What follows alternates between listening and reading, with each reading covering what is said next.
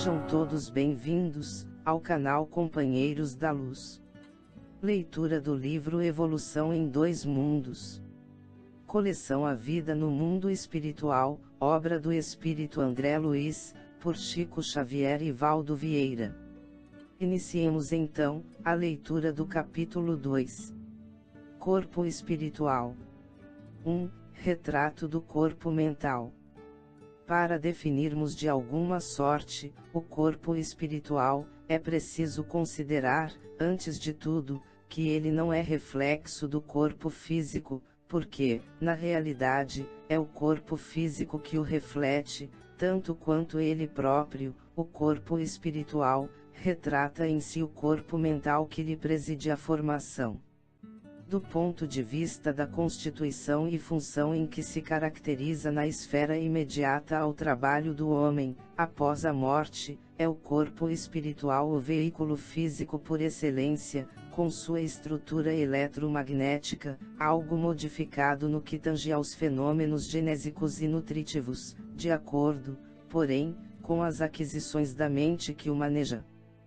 Todas as alterações que apresenta, depois do estágio berço-túmulo, verificam-se na base da conduta espiritual da criatura que se despede do arcabouço terrestre para continuar a jornada evolutiva nos domínios da experiência.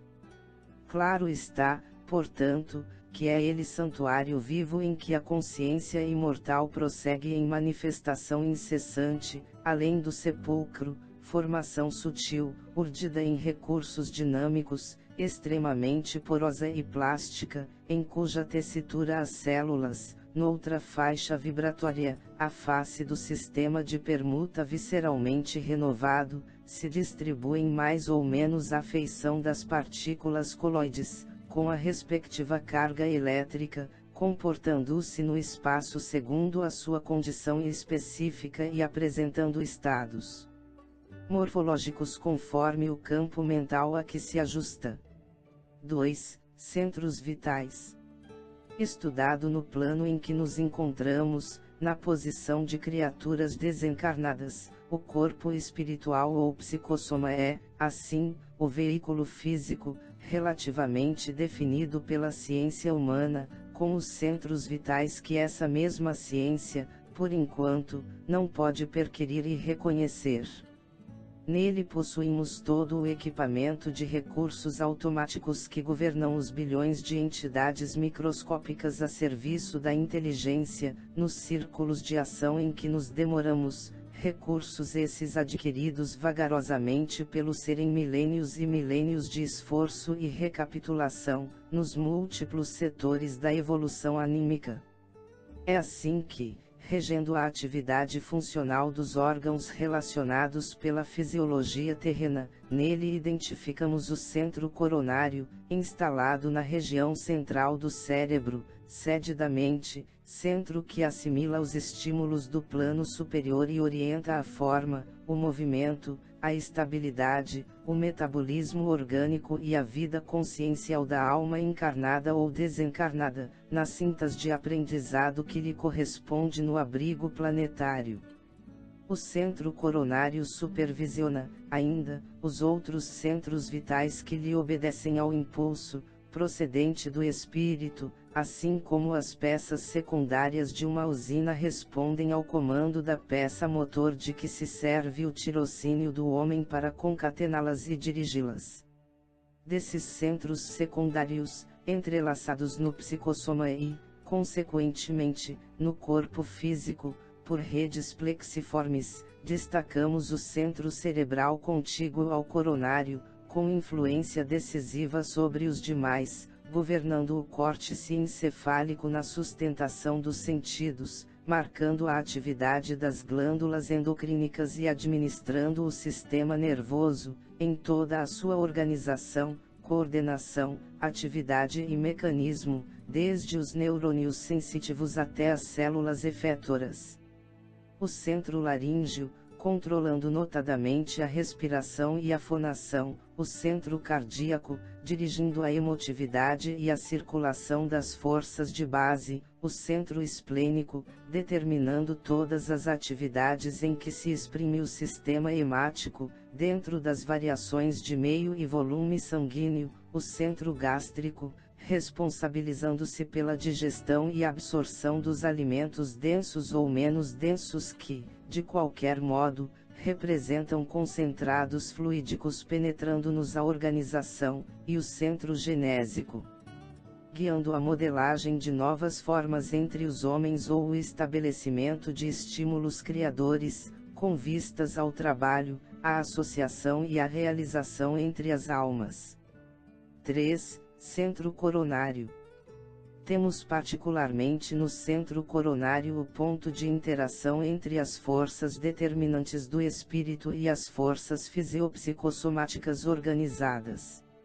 Dele parte, desse modo, a corrente de energia vitalizante formada de estímulos espirituais com ação difusível sobre a matéria mental que o envolve, transmitindo aos demais centros da alma os reflexos vivos de nossos sentimentos, ideias e ações, tanto quanto esses mesmos centros, interdependentes entre si, imprimem semelhantes reflexos nos órgãos e demais implementos de nossa constituição particular, plasmando em nós próprios os efeitos agradáveis ou desagradáveis de nossa influência e conduta.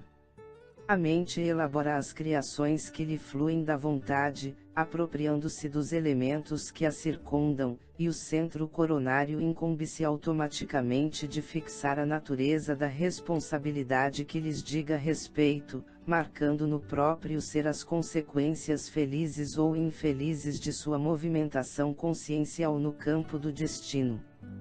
4. Estrutura mental das células. É importante considerar, todavia, que nós os desencarnados, na esfera que nos é própria, estudamos presentemente a estrutura mental das células, de modo a iniciarmos-nos em aprendizado superior, com mais amplitude de conhecimento, acerca dos fluidos que nos integram o clima de manifestação, todos eles de origem mental e todos entretecidos na essência da matéria primária, ou hausto corpuscular de Deus, de que se compõe a base do universo infinito. 5. Centros vitais e células. São os centros vitais fulcros energéticos que, sob a direção automática da alma, imprimem às células a especialização extrema, pela qual o homem possui no corpo denso, e detemos todos no corpo espiritual em recursos equivalentes, as células que produzem fosfato e carbonato de cálcio para a construção dos ossos, as que se distendem para a recobertura do intestino, as que desempenham complexas funções químicas no fígado, as que se transformam em filtros do sangue na intimidade dos rins, e outras tantas que se ocupam do fabrico de substâncias indispensáveis à conservação e defesa da vida nas glândulas, nos tecidos e nos órgãos que nos constituem o cosmo vivo de manifestação. Essas células que obedecem às ordens do espírito, diferenciando-se e adaptando-se às condições por ele criadas, procedem do elemento primitivo, comum, de que todos provimos em laboriosa marcha no decurso dos milênios, desde o seio tépido do oceano, quando as formações protoplásmicas nos lastrearam as manifestações primeiras.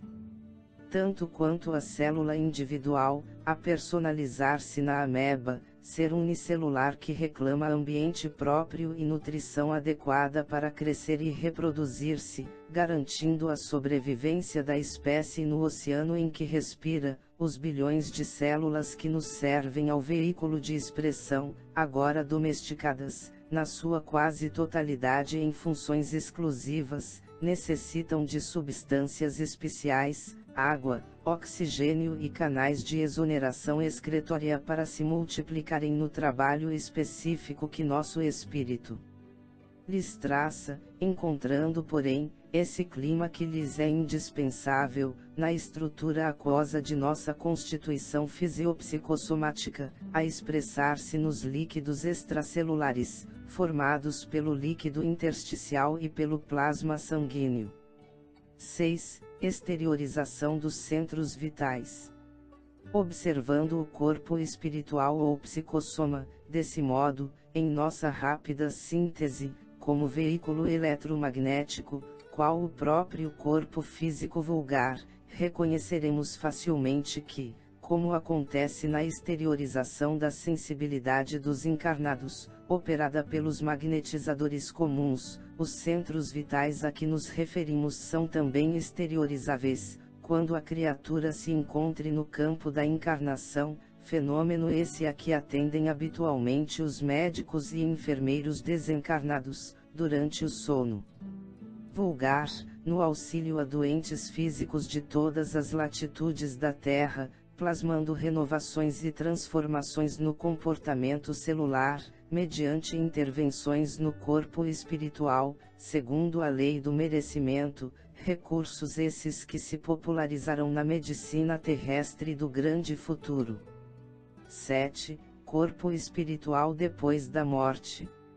Em suma, o psicossoma é ainda corpo de duração variável, segundo o equilíbrio emotivo e o avanço cultural daqueles que o governam, além do carro fisiológico, apresentando algumas transformações fundamentais, depois da morte carnal, principalmente no centro gástrico, pela diferenciação dos alimentos de que se provê, e no centro genésico, quando a sublimação do amor, na comunhão das almas que se reúnem no matrimônio divino das próprias forças, gerando novas fórmulas de aperfeiçoamento e progresso para o reino do Espírito.